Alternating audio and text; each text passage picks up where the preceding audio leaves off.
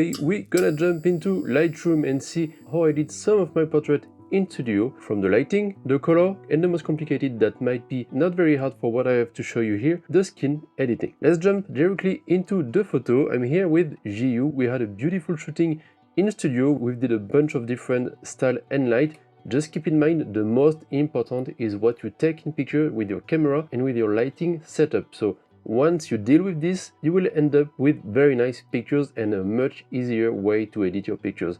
That's also why it's recommended to have a makeup artist, which will remove a big part of your work during the editing process. But let's see here with GIII, it was like a very basic setup. You can see on her eyes, there was like one big light coming from her left side, and normally there was something else highlighting the back a little bit, just to get a little bit more details in the shade on the other side, to not have like a too much contrasty pictures. But you can see with this kind of picture we can end up with very beautiful black and white. So let's go to the development model here. What I like to do at first is going here and choose here the Portrait V2 that make the pictures a little bit soft and help us to have something a little bit more flat to start with. So it's perfect like this. It's very important to go there. I can recommend you to go and jump into different profile.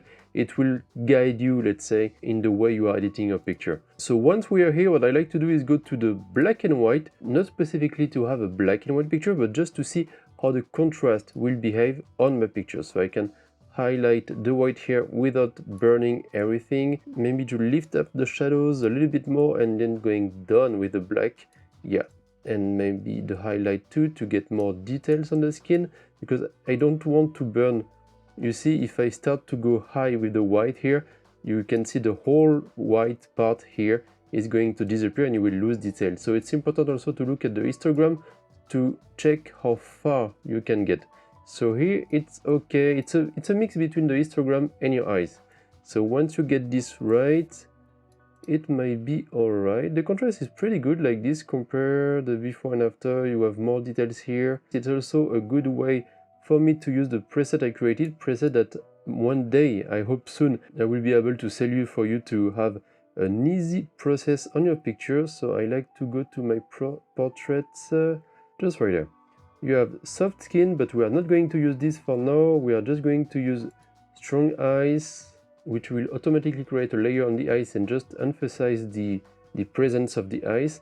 White teeth, we don't need it. Maybe stronger presence of the subject.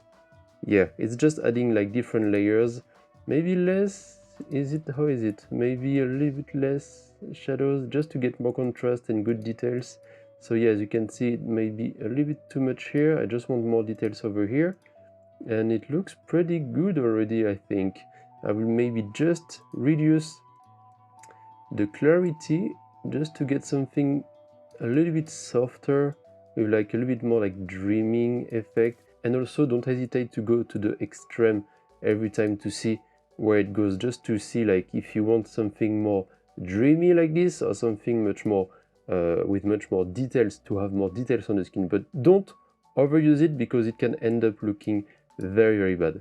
So me, I prefer to lower the clarity just a tiny bit, just to have this softness on the skin, and maybe adding a little bit of texture, and should be right there. I think it's a good balance just right there. So once we have done this, I like to go to the curve up. I always like to have like the black a little bit bleach, and just to lower it here, to have back the highlight here. Once again, always be careful of these highlighted areas, but overall it seems okay to me like this. Like there's a good contrast, a good balance with everything. I just want the skin to look like very bright compared to the overall hair and hat right there. Once this is done, we are going to remove the black and white, and as you can see, the colors are totally oversaturated. So what I like to do is going to saturation, I lower it quite a lot, and I increase just the vibrance and maybe the saturation a tiny bit more. It seems pretty good for me like this. And then I'm going to the calibration panel just to see what I can do to balance and to get something closer to what I'm looking for. So I want something a little bit more pink with the skin. The blue maybe on the left a tiny bit, not too much. and then you can reduce the saturation over the primary green or primary blue.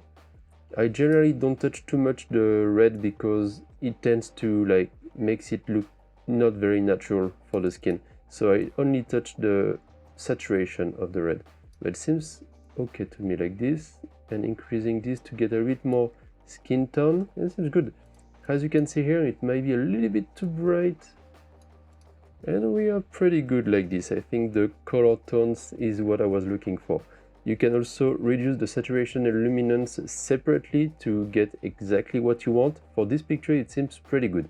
Now, if I want to give it a little bit more personality, I like to do it through the curve panel. So I will edit the colors directly touching the red, green, and blue one by one, just to get something that I like. First, I like to apply to each curve a small S curve, just a small one. It will give it more contrast, but once you align the point for the red, green, and blue, you will have the natural color back. Of course, it will change a little bit of the color, but you need to do it softly to see what looks the most natural for you or not. So it's a long process and you need to experience a lot to know what you are doing. But it's not bad to go wrong with the color sometimes. It just gives it a little bit more personality. So it's not bad. You just need to be careful to not go too much to the extreme once again. So here it seems good. I like the warm tone a little bit. Once again, I don't want the highlight to be too bright. It's kind of hard to get something natural that doesn't lose too much of the color. Okay, seems okay like this. I can also touch the medium. If you don't know exactly how work the curves, I might do another video talking specifically about each panel of Lightroom to update one of my most favorite video on YouTube, and which can after that help you a lot understanding what you are doing with this software. So as you can see, when I touch the middle, it's mostly touching the middle, like the right side of her face, because it's the gray tones, let's say, part of the picture. So it's pretty good, but I want to balance it with the highlight, which are a little bit bluish, so we will reduce it a tiny bit here. Not too much, just like this. So it's just a matter of very, very, very tiny touch. And we are pretty good like this. Okay, most of the time, if you want to keep it as much natural as you wish, don't touch the white balance, keep it as shot and let the camera do it for you. I think most of the time it's pretty good. But here, if I want to give it a little bit more warm, yeah, that's pretty good. So we balance the light the way we wanted, but if I give it a little bit more warm, once I touch the calibration panel, it will kinda merge all the color together and make it more homogeneous. Homogeneous? I never know how to say that in English, I struggle so much.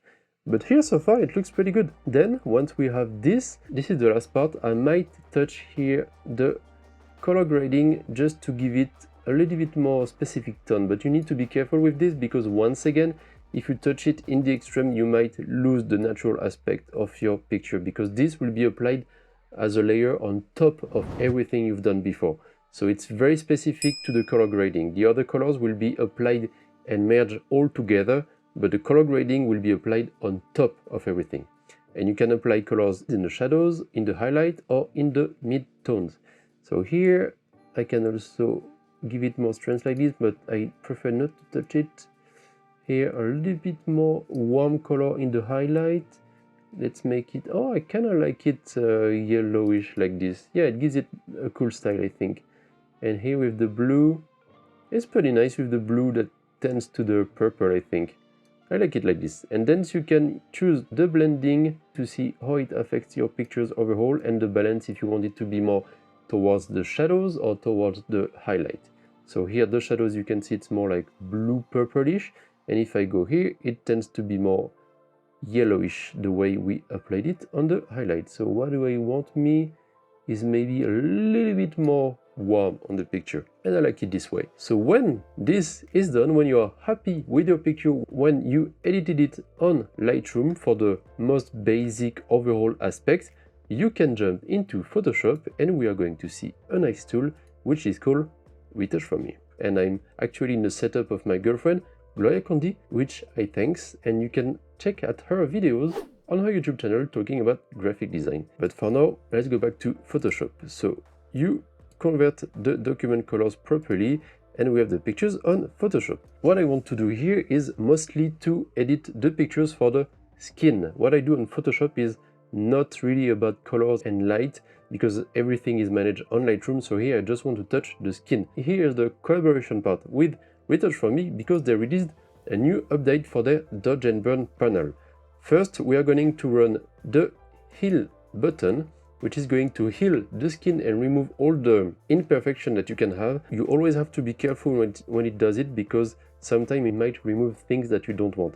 Here, if you remove it and you show it, yeah, it done a pretty good job. Just right there was one small mark. There is also a few other one. You can also just show the layer that you want here, and you can see all the correction it has been made. And you need to check if the hair are not cut, because sometimes it's cutting in between the hair and you have like a random hair flying around, and you don't want this. But so far it looks pretty good. You look at this here, there was one hair, it has been edited, but it doesn't bother here, so that's perfect. Looks pretty good. Even next to the nose, it removed most of the thing and doing a pretty good job. Okay, that's perfect for me. We don't need to touch that much more. And then we are going to do one of the most important if you want a smooth skin without losing the texture, which is the dodge and burn. Let's not forget to create another layer that gather everything, and let's jump into the new update of Retouch For Me, which is for the dodge and burn 1.2, which will be, as you can see here, a new interface for doing the dodge and burn, and it works faster and easier. It's a little bit more clear and makes everything more friendly to use for those who are not used to it. And there is a failure because with the MacBook M1 it's kinda struggling. But don't worry, it has been applied properly.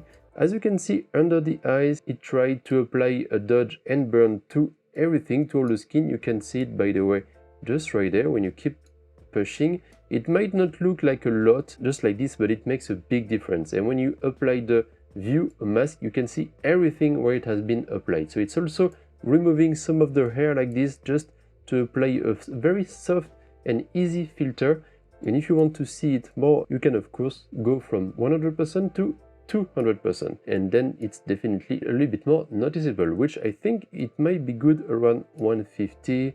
I think it's a good balance like this. And after that, you can also use the warmth to add more yellow tones to your dodge and burn, which can be nice to apply. Most of the time I don't use it, I prefer to use the basic one. Once this is done, you can decide to use it as a soft layer or just to apply it at the layer you created, which we are going to do. And it has been done. It's right there, the same way. So once we have this, I'm going back to the Retouch For Me panel. Once the dodge and burn has been applied, I like to add some portrait volume. And the portrait volume will bring back all the volumes of the face to give it much more depth and more life, which the dodge and burn can get rid of it if you are doing a little bit too much with it. So when we have it here, if you remove it, yeah, you can see all the natural shades around the eyes and the nose here has been increased in a very good way. And once again, you can see where it has been applied very, very smoothly and in a natural way. And it's a very big game changer for me, which makes everything way easier. But once again, remember, having a good lighting and a good makeup artist during your shooting will drastically improve your pictures at first. That's the most important. Then last things but not least, it will be the skin tone. Skin tone will try to adjust the skin tone, as it says, in a natural way, once again, to keep the natural tones that was on your picture, just to align all the pictures and the difference, like when you have like reddish skin or some green or purple tones that you don't want. It's good to have this to make it more natural. So here you can see the before and after. It's losing a little bit of the atmosphere I wanted on a picture. So here I can just reduce the opacity at like 60-50%. Yeah, that's perfect. You can see over here with the skin from the forehead up, it was a little bit greenish, and I reduced it and it's a little bit more pink now, and it seems pretty great to me. You can of course go a little bit more further with everything, but once it's done, you just need to save it, close it, go back to Lightroom, and the pictures has been saved on your Lightroom. One last touch that I like to do in all of my pictures, just to make it a little bit more flat and get rid of some of the details that I don't want, it's just by adding some grain. So like 25 might be enough. Yeah, and it gives it a little bit more texture, and I really like this. And the pictures is done like this. What do you think about this?